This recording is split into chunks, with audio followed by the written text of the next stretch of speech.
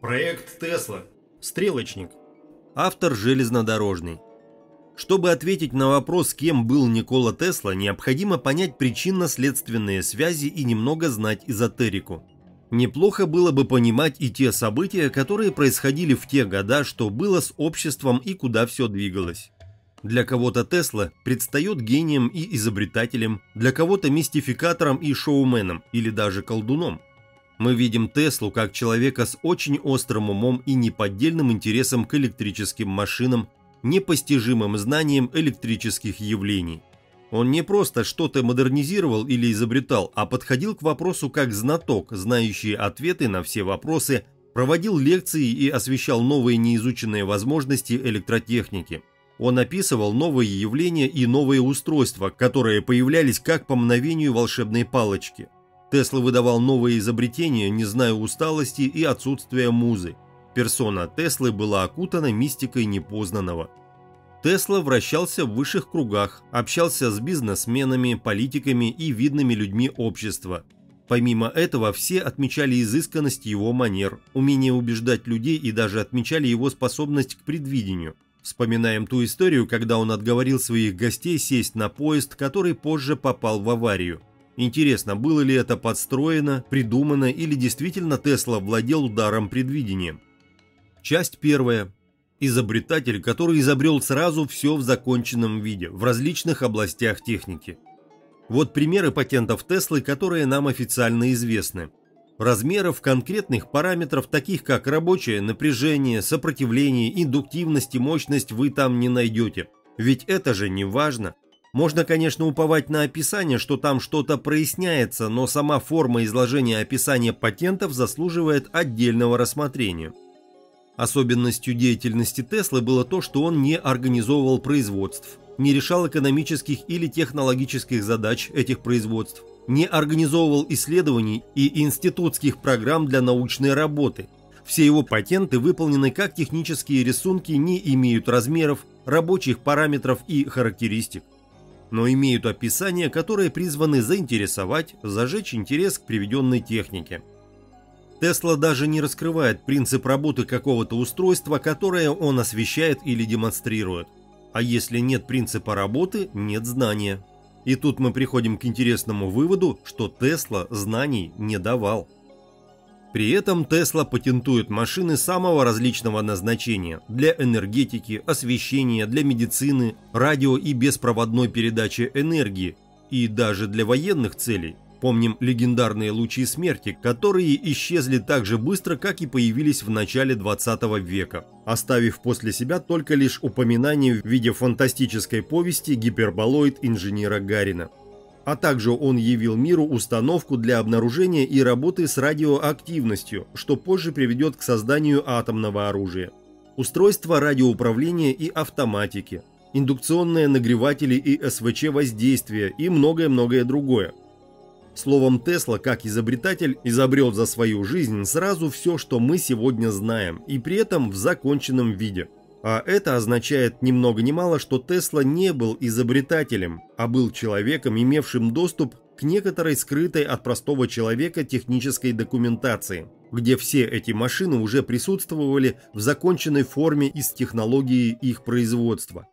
Только так можно объяснить, откуда взялись эти чудесные машины в таком количестве.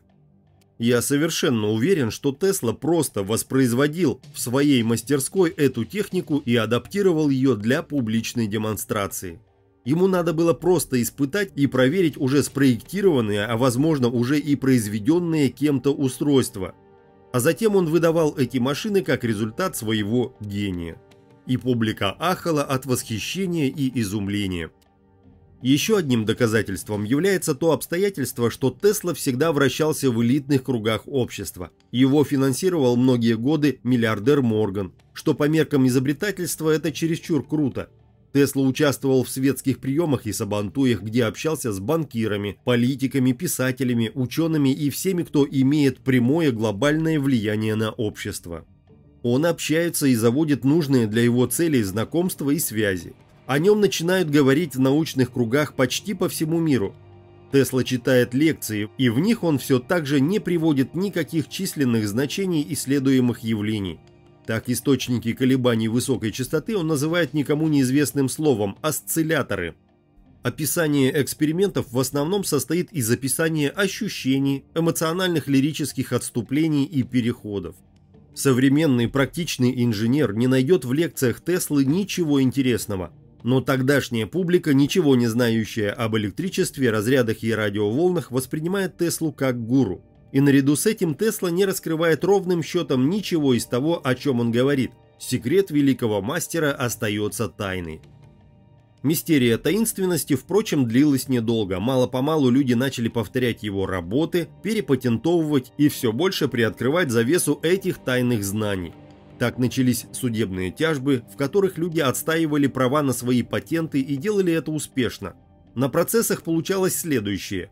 Реальные изобретатели приводили конкретные чертежи, схемы и рабочие параметры, благодаря которым уже их изобретение могло быть изготовлено без проблем с раскрытием принципа работы. И сравнивая настоящие патенты с туманными патентами Теслы, люди отдавали предпочтение настоящей технической документации. И в этой парадигме Тесла вскоре утратил всю магию, мистику, и его работы стали просто никому не нужны. И даже миллиардер от него отказался.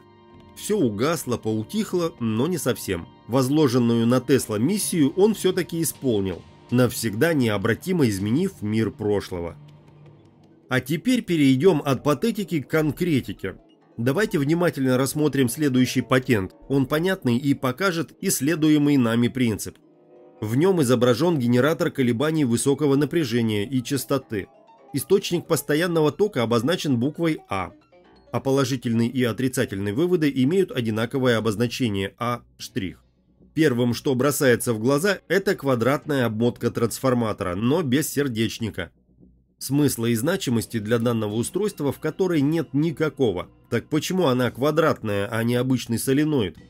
Первичная обмотка трансформатора К имеет очень сложную конструкцию, с разрывом в виде конденсатора и прерывателя, имеет неполный виток. Эта конструктивная особенность также не несет никакого смысла для данной машины, но приведена именно в таком виде. Количество витков вторичной обмотки трансформатора L тоже понимай как хочешь. Ну и что это значит? Коэффициент трансформатора равен 6? Прерыватель показан в виде контактного диска, обеспечивающего 4 прерывания за оборот этого диска. Никаких данных про скорость вращения этого диска нет. Если бы он имел, например, скорость вращения 3000 оборотов в минуту или 50 оборотов в секунду, то частота прерываний была бы 200 Гц. И заканчивается эта конструкция 2 неоновыми лампами и 1 газоразрядной лампой. В патенте сказано, что данная машина для питания уличного освещения. Дроссельные катушки показывают нам полностью законченную конструкцию этой машины, как если бы ее рассчитывали в конструкторском бюро. Изобретатель, как правило, решает конкретную задачу, и изобретения почти всегда являются незаконченными. Тут простая, но полностью проработанная машина. В этом патенте очень многое говорит в пользу того, что Тесла берет свои машины из некоторого первоисточника, адаптирует и выдает за свое изобретение. В этом, казалось бы, простом патенте находится сразу несколько отдельных технических решений, а не одна, как у обычных изобретателей.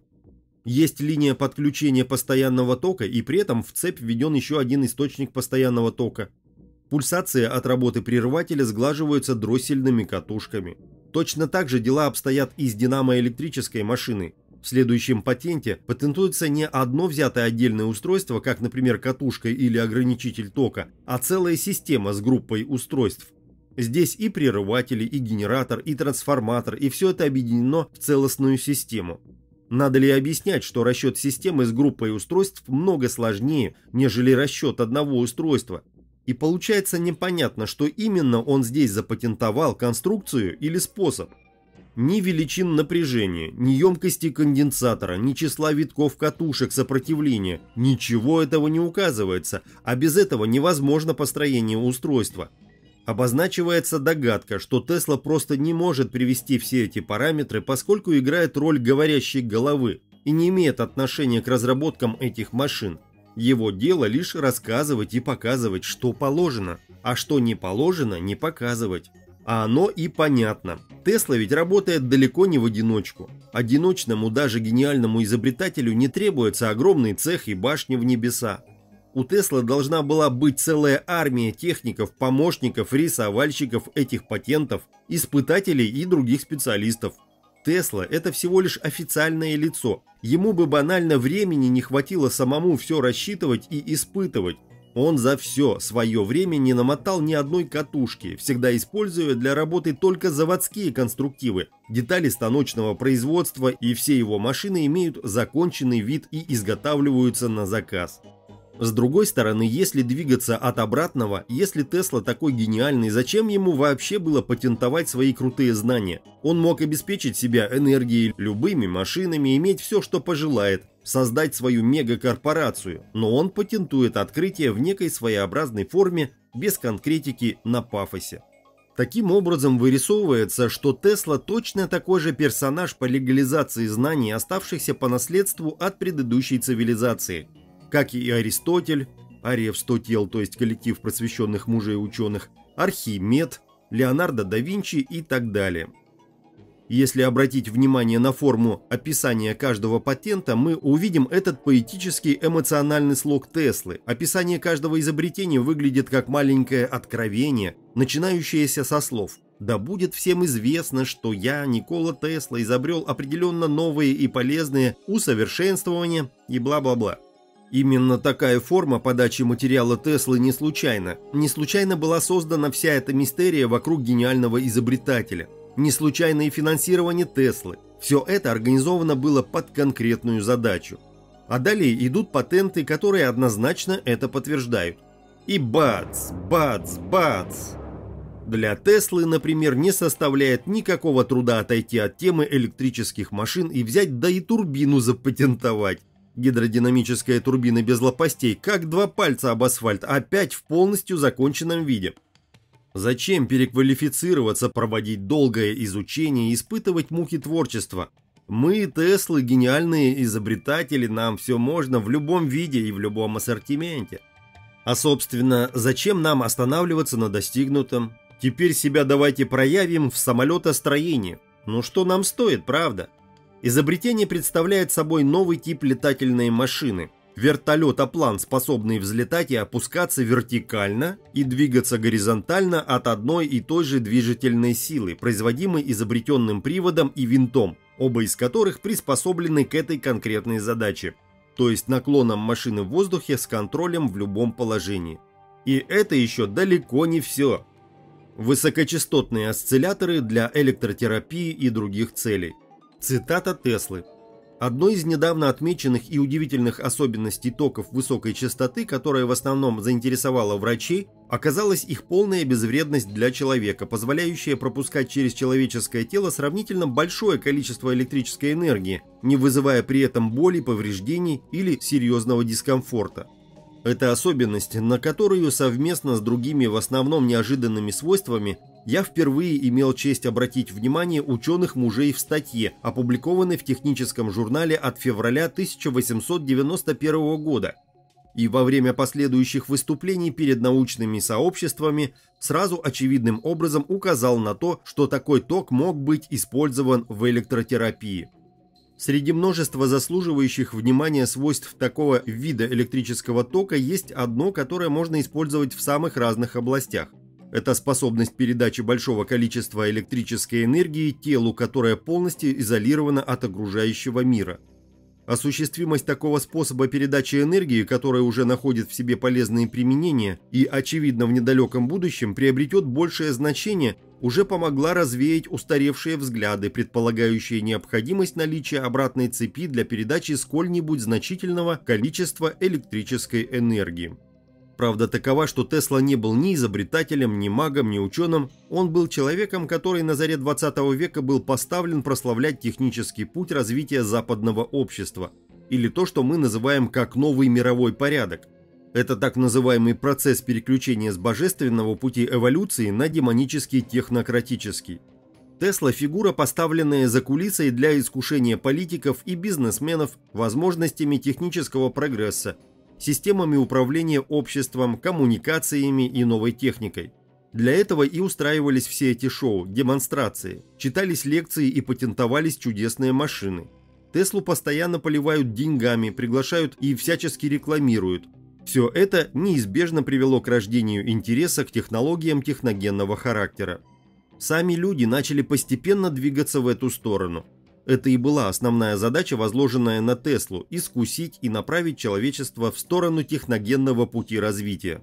Все его патенты служили этой цели, намекая на тайну, неопределенность, порождали интерес к внесению ясности, а эмоциональные описания только закрепляли эти начинания. Так Тесла осуществил поставленную перед ним задачу, склонил внимание человечества к конкретному направлению для последующего развития технологий, электроники, радиосвязи, автоматики, словом, всему тому, что мы сейчас можем наблюдать в повседневной жизни. Тесла был одним из многих истинных прогрессоров, поставленных в нужный момент для управления обществом, для приведения всего к некоторому общему знаменателю. Часть 2. Непонятые изобретения Теслы. Тесла до сих пор будоражит умы людей своей системой беспроводной передачи энергии, а также различными устройствами, создающими энергии больше, чем потребляют сами, с так называемым сверхединичным эффектом. В своих многочисленных патентах он не мог не показать приемы и устройства для взаимодействия с энергией и управления ей. Вот, к примеру, униполярная динамо Теслы. В его принципе работы лежит механизм, который является прообразом для такой известной всем машины, как мотор-генератор. Мотор-генератор – это машина, которая вырабатывает энергию и при этом крутит сама себя. На обычных электродвигателях ее построить не удастся, так как надо понимать принцип извлечения и распределения энергии. Другими словами, нужно принять другой принцип, как накачать энергии больше, чем потребляет насос, осуществляющий этот процесс. Это очень старый бестопливный генератор, сокращенно БТГ, электромеханической конструкции. Сегодня интернет забит различными мотор-генераторами свободной энергии, тем не менее, с этой машины все и началось. Здесь показана беспроводная передача энергии Теслы. Тесла приводит именно спиральные катушки трансформатора, а не обычные цилиндрические соленоиды. Излучающая и принимающая антенны D и D', выполнены в виде шаров. При такой форме излучение распространяется с поверхности сферы во все стороны. При этом настройка такой машины выполняется точно так же, как и обычного радиосигнала, по частотам, формирующим излучение. Частота и напряжение должны быть высокими, и дело тут совсем не в секретных резонансах, как пишут соискатели свободной энергии. Контроллер электрической цепи. Здесь в этом патенте от 1898 года опять спиральная катушка, которая, как показано в патенте, под воздействием сигнала передает его на конденсаторы малой емкости и усиливает потом этот сигнал в трансформаторе. Мы сегодня очень мало знаем о работе таких спиральных катушках и об их возможностях. Учитывая, что более 100 лет назад люди не понимали, как это должно работать, надо прояснить, что беспроводная передача выполнялась не электромагнитными волнами, как все думают, а при помощи эфирного потока и при этом очень высокого напряжения. Напряжение вообще играет роль показателя плотности энергии. Вспомните, как и для чего работает высоковольтная линия электропередач. Высокое напряжение создает высокую плотность энергии, и в таком виде энергия может быть передана без потерь. Эфир в работах Теслы фигурирует как холодный ток. Еще название того же явления последователями Теслы – радиантная энергия, энергия нулевой точки и другое. Сегодня, например, появилось новое, уводящее в сторону название этого явления – атмосферное электричество, дескать, все дело в молниях, статике и потоках ионных ветров, что халяву надо искать в атмосферных токах и подключаться к ним. Холодный ток описывается Теслой как электростатическое явление. При создании передатчика Тесла обнаружил, что эфирный сигнал проходит через любые преграды и материалы, формируя заряды на металле и всем, что имеет электрическую емкость, что и являлось доказательством возможности беспроводной передачи энергии, если ее преобразовать в поток эфира высокого напряжения. Любой по-настоящему интересующийся темой эфира исследователь найдет в патентах и работах Теслы все необходимое описание и упоминание таких эффектов. Просто ни у кого сегодня нет на это ни интереса, ни времени. Еще и сам Тесла выдает свои описания в несистематизированной форме, и каждому искателю приходится все выстраивать самостоятельно, а это сильно усложняет поиск и создает трудности для понимания. Да и официальная позиция всегда показывает, что хорошо только то, когда отдаешь больше, чем получаешь. Закон сохранения энергии, и это буквально означает, что жизнь вообще невозможна в принципе. Однако существует и другая сторона эфирного вопроса. Она касается влияния эфира и его производных на человека. Ведь, к примеру, чтобы передать киловаттную мощность, требуется накачать очень сильное излучение. Совсем не факт, что оно безвредно.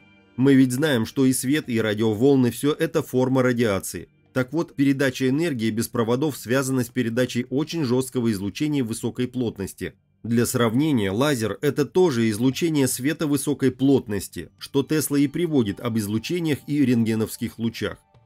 На рисунке представлен большой осциллятор первого класса, предназначенный для беспроводных экспериментов получения рентгеновских лучей и научных исследований в целом. Цитата. «Мало было открыто таких областей, которые оказались столь урожайными, как токи высокой частоты.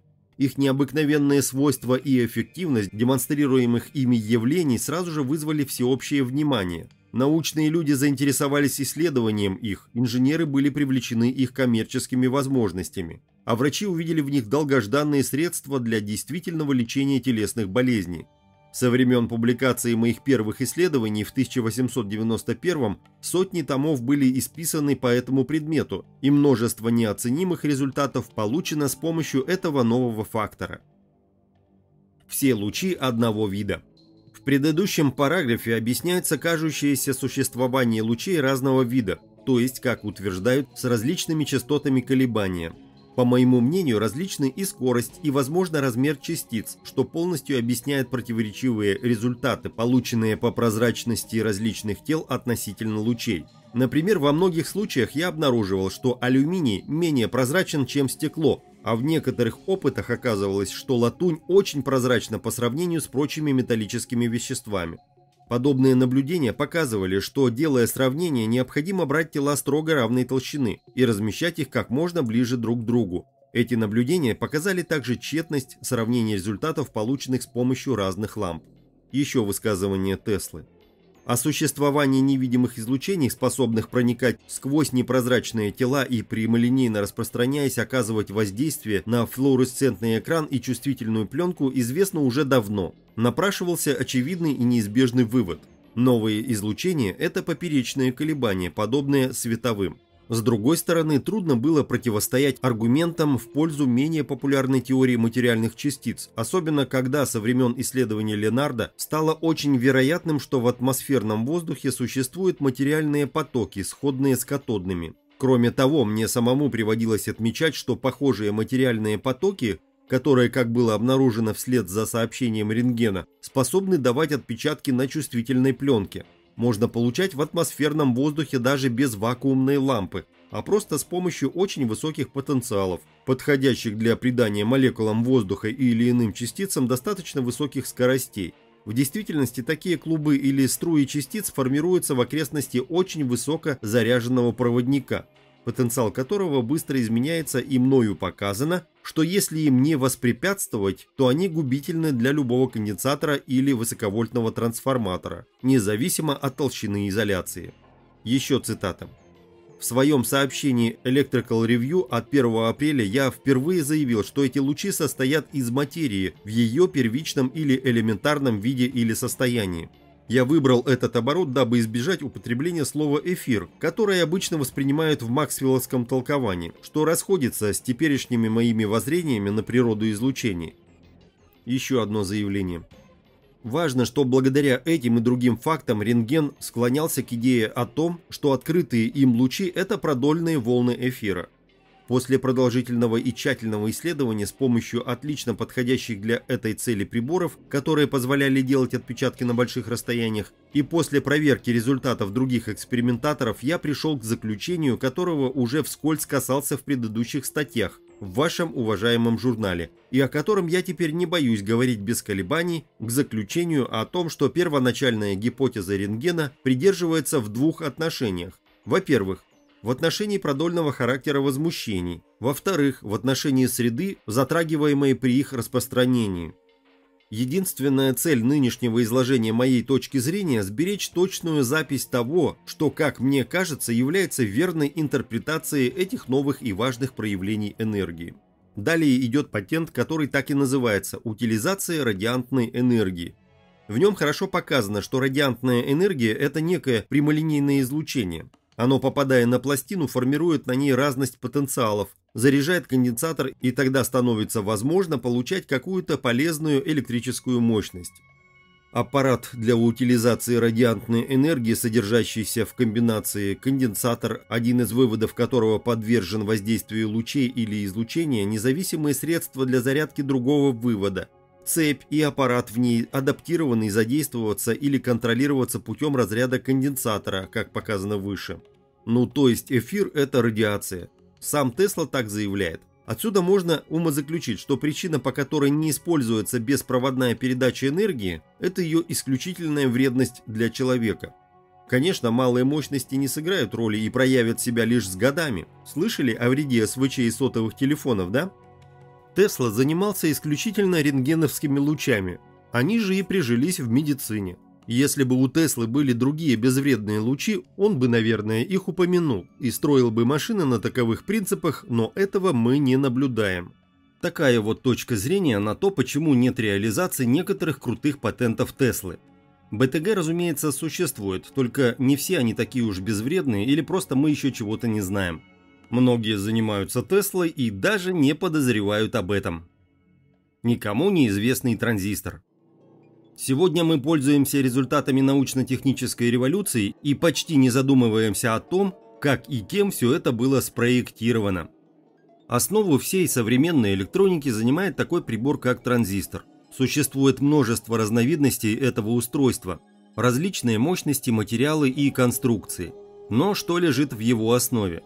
Существует, конечно, официальная версия, что, дескать, транзистор появился в начале 20 века, что его долго создавали лучшие умы человечества и тому подобное. Основное назначение транзистора – выполнять усиление входного сигнала, а также он способен выполнять функции управления и регулирования. Давайте вспомним, с чего все это началось. А началось с появления детекторного радиоприемника. Роль детектора радиосигнала выполнял железный порошок или графитовый стержень. Этот детектор и являлся первым полупроводником. Суть детектирования сигнала сводится к его проявлению при помощи односторонней проводимости полупроводника. Отсюда, кстати, появился и диод. Конденсатор переменной емкости позволяет настраиваться на нужные частоты радиосигнала, а катушка индуктивности обеспечивает чувствительность приемника. Так что же такое этот принцип усиления, который используется в транзисторе? Мы под усилением всегда понимаем повышение напряжения, то есть усилить сигнал значит повысить его напряжение. А как мы повышаем напряжение? А вот так. Был такой мужик, который за свою жизнь сразу все изобрел, в том числе и трансформатор. Здесь мы видим, что из себя представляет транзистор, и объясняется принцип действия. Уликой в данном случае является конструктивная особенность транзистора. Это наличие трех контактов – база, эмиттер и коллектор. Трансформатор с тремя контактами тоже известен, называется автотрансформатор, например, всем известная автомобильная катушка зажигания. Помимо трех контактов можно рассмотреть и внутреннее устройство. Вскрываем транзистор и смотрим. Внутри транзистора обмотки как у трансформатора. Они выполнены в виде слоев на подложке кремния. Конечно, технологии не стоят на месте, и в будущем, наверное, что-то углядеть будет вообще невозможно. Это обстоятельство говорит о родственной связи между трансформатором и транзистором. Они работают на одном и том же принципе и имеют конструктивное сходство. Также изобретатель Мишин показывал такой транзистор размером с кулак, намотанный как трансформатор с хитрыми обмотками. И поэтому, зная особенность конструкции, можно легко изготовить необходимый транзистор в домашних условиях, не прибегая к микроэлектронике. Микроэлектроника, конечно, очень удобна и эффективна, но простой человек не может создать транзистор, используя обычные для ручного труда инструменты, проволоку, паяльник и так далее. Детекторный приемник – это и есть, по сути, первый транзистор, автотрансформатор с полупроводником. Таким образом, человечество использует компонентную базу, не зная о том, что лежит в ее основе. Даже люди с многолетним стажем не подозревают о такой тесной связи транзистора и трансформатора. Итак, резюме. Первое. Тесла являлся ставленником закулисной элиты для продвижения техногенного развития общества. Тесла – пример собранности, хитрости и безупречной подачи. Этот путь развития в эзотерике называется демоническим, когда все необходимое для жизни человека обеспечивают машины. Человек при этом перестает развиваться, возможности ума и тела деградируют.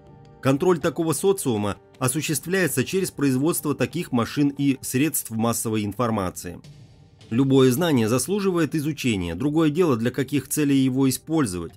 Мысль о том, что Тесла предлагал лучи смерти разным странам для победы в войнах, создание единой планетарной системы, которая свяжет всех со всеми и многое другое, дает представление о планах закулисной элиты. Второе. Почему люди не замечают причинно-следственных связей и особенностей используемой техники, направления развития и тому подобное? Почему не разбираются в изобретениях и открытиях? Дело в том, что не все люди на это способны. Мы живем в искусственном социуме. До XI века человечество имело естественную форму организации, кастово-ведическую, при котором каждый человек занимал свое положение в обществе в соответствии с его потенциалом, занимаясь той деятельностью, к которой он тяготеет и имеет задатки. Иисус родился и умер в XI веке, а после начался библейский проект с крестовыми походами и инквизицией. Этот вид организации общества был утерян. Не все касты воспринимают знания. В большинстве люди склонны воспринимать эмоциональные описания и лирические отступления в большей степени, чем устройство мира и его законы в виде неинтересных расчетов. По этой причине и был выбран особый стиль повествования и общения Теслы с народом. Наш современный социум искусственный. В нем руководство осуществляется определенными людьми. Они, как пастухи, ведущие овец, распоряжаются результатами человеческого труда, определяют денежные зависимости и спускают сверху нужные им программы. Но как бы там ни было, я считаю, что человек не должен мириться с бессмысленностью навязываемой жизни.